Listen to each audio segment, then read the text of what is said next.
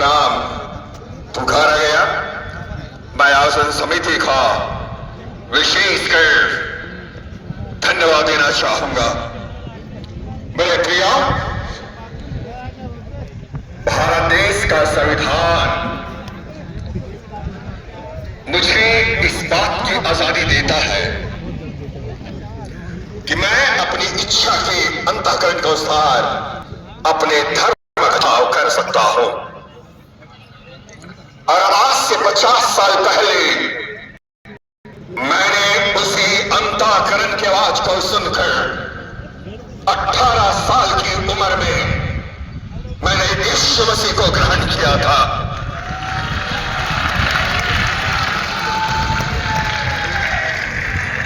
मुझे जेल में इसलिए डाला गया था ताकि मैं डर करके मैं वापस आ जाऊं। मुझे जिला से इसलिए बदर किया गया था ताकि डर करके मैं हिंदू धर्म में वापस आ जाऊं। मैं आपसे कहना चाहता हूं, आप मसीहियों को जेल में डालिए, पासवानों को जेल में डालिए, समाज से बाहर कीजिए, आर्थिक प्रतिबंध लगाइए, लेकिन जिसने खुदा को जाना है, जिसने यीशु को जाना है, वो कभी भी वापस नहीं आ सकता। जब मैं जेल में बंद था, एक हवलदार ने मुझसे कहा, बेटा जितना सताना था तुम्हें सता लिए, अब जेल के बाहर निकलने के बाद तुमको कुछ भी नहीं कर सकेंगे। मेरे विश्वासी भाई बहनों, मैं आपसे कहना चाहता हूं, संविधान कितना भी जटिल क्यों बना ले, कानून को कितना भी जटिल क्यों ना बना ले, लेकिन परमेश्वर के काम को कोई रोक नहीं सकता। और कईयों को नहीं मालूम, 27 अगस्त को मैंने राज्यपाल महोदय को, मुख्यमंत्री महोदय को, भारत देश के राष्ट्रपति महामहिम को और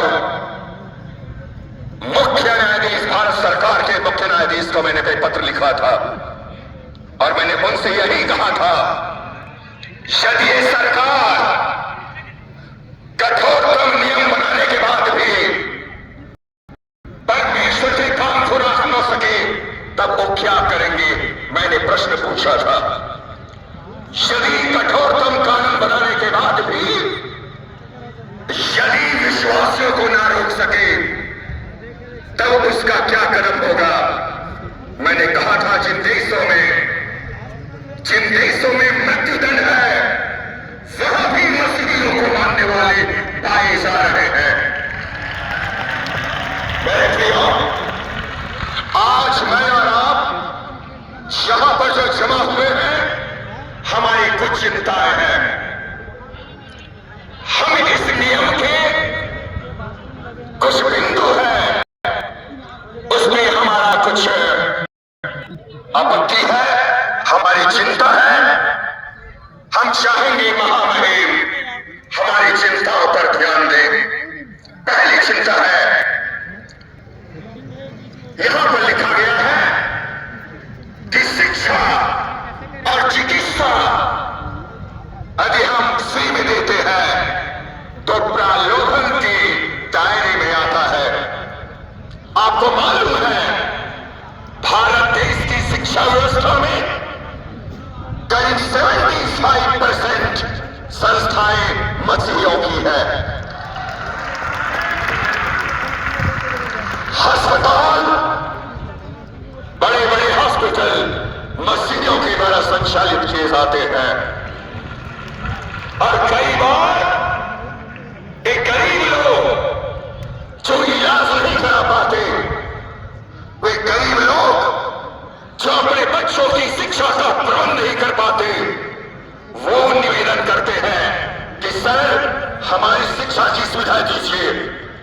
आप शिक्षा के फ्री शिक्षा को, एजुकेशन को आप प्रलोभन के दायरे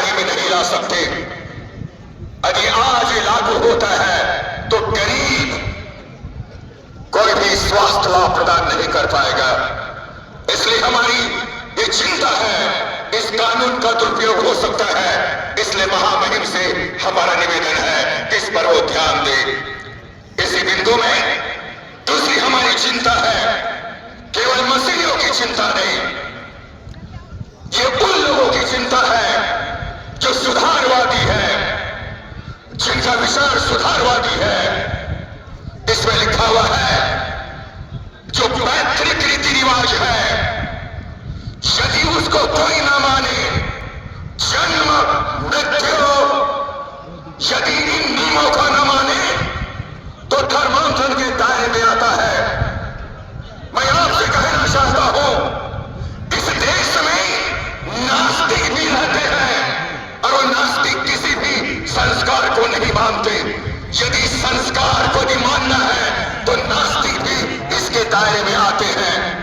हम महामहिम से निवेदन करते हैं, इस पर विचार करें और ये मेरी इच्छा के अनुकूल कोई बाध्यता नहीं होना चाहिए।